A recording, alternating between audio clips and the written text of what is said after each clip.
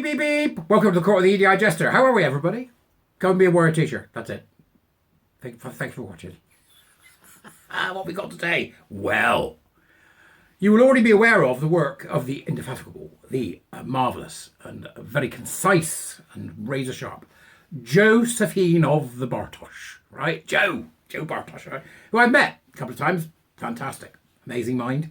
This is from April the 8th, so, a little bit back. April the 8th, but it's a really good piece and it's in Spiked Online. So thank you very much for this, Joe. And links for you in regards to all of this, as usual, are in the Dubris, okay? If you can buy me a coffee, buy me a coffee. Okay? Now, last week, says Joe, researchers from the University of Groningen, in the Netherlands, the Low Countries, revealed that kids and young people tend to go through phases. In other news, says Joe, water is wet. Frog has tight bum. Bear caught defecating in woods. This is surreal. This is where I really lose it, because I don't get how this has possibly happened, that we need a bloody report to tell us this. Don't experiment on children. We'll need a report. Yeah, don't cut off young people's genitals or mutilate them, will you?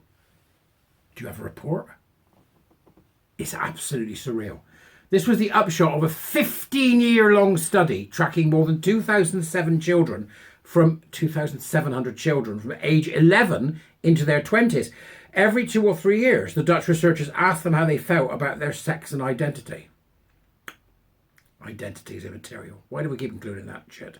Predictably, the results of this, which were published in the Archives of Sexual Behaviour. Sticky place. Right, okay, Archives of Sexual Behaviour. Journal. The book. All the pages stuck together. Stop it, Barry, right? Showed that the feelings of gender confusion, i.e., you're unsure about who you are and what you're supposed to do, which is how you're supposed to be, by the way, right? Because it's an indicator to you as a teenager, or whatever it is, that you're unfinished, your diamond ain't polished. Stop fannying about with gender identity. What the hell are you talking about? It's an excuse for you not to do anything. Swine! 11% of the children expressed gender non-contentedness. How did they ask the question? Tell me.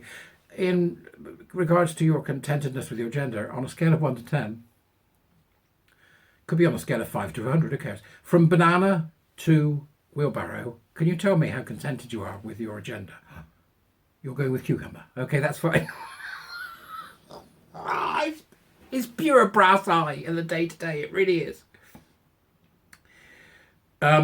So, at the start of the research, 11% of the children expressed gender non-contentedness to varying degrees, but by age 25, just 4% said they often or sometimes felt disconnected with their gender. Where is it when you disconnect it? Is it in the wardrobe?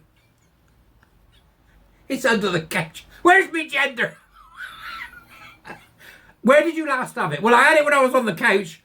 Have you looked under the pillows? No, it's not there. What about under the... Oh, it's fallen under the table. I can see it. Oh, for God's sake. They're on their knees, they're scrabbling around trying to collect their gender.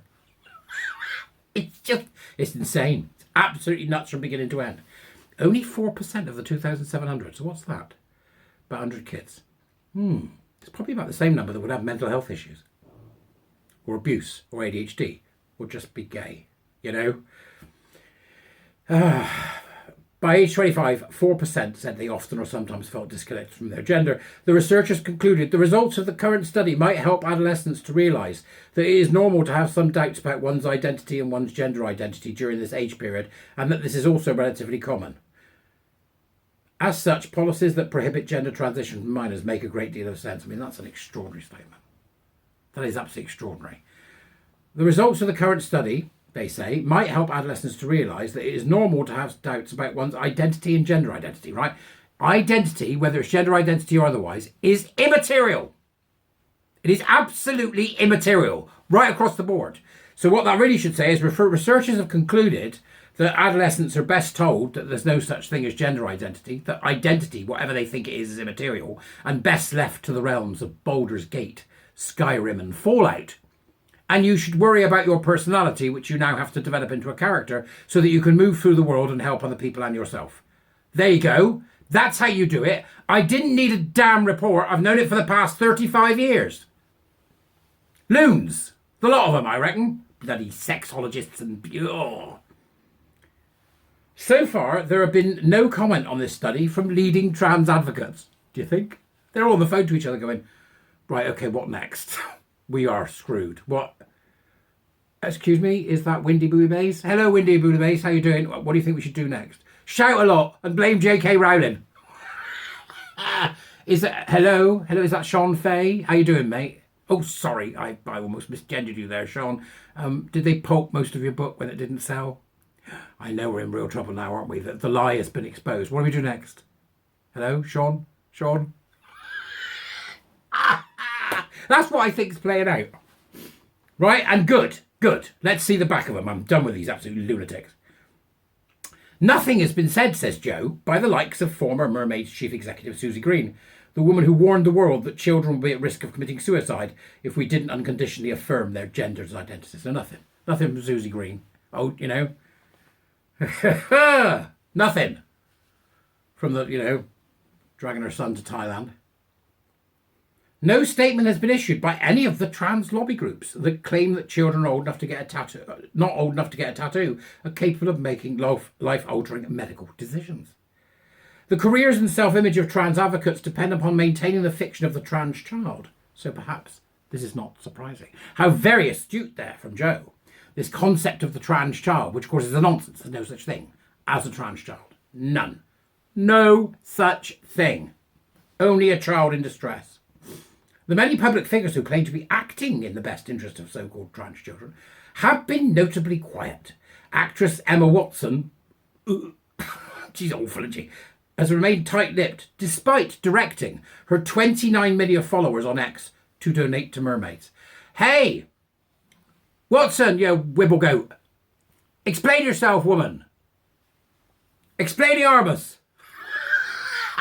Come on, Hermione.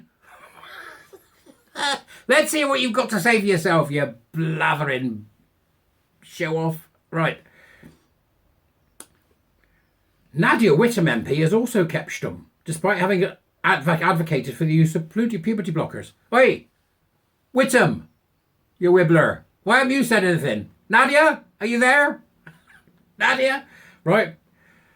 Despite having advocated for the use of puberty blockers, which she did for gender-confused children, tellingly the BBC hasn't found time yet to report on this new research. The BBC aren't going to say a damn thing. They're all sat there going, oh, the plan's failing. The plan's failing. Oh, what are we going to do? What are we going to do? Quick, find a programme with, somebody who's got a penis growing out their ear. Man with penis in ear. Quick, put something on that's going to make the public think that this isn't important so we don't have to cover it. Let's keep pushing on hundreds of genders that we did before. These fuckers. Right? On the ropes. That's where we're going to get you. On the ropes. And there'll be real ropes. There won't be trans ropes. Right? There'll be real ropes that won't break. So, get them on the ropes, I say. Go and read it. Jo does a great article. She's taking the time to read it. You can take the time to write it. You can take the time to bloody read it. Other than that, become a word teacher, buy me a coffee, usual stuff. Like, subscribe and share. Off I pop, he says. See you later. Good peeps of the interwebs.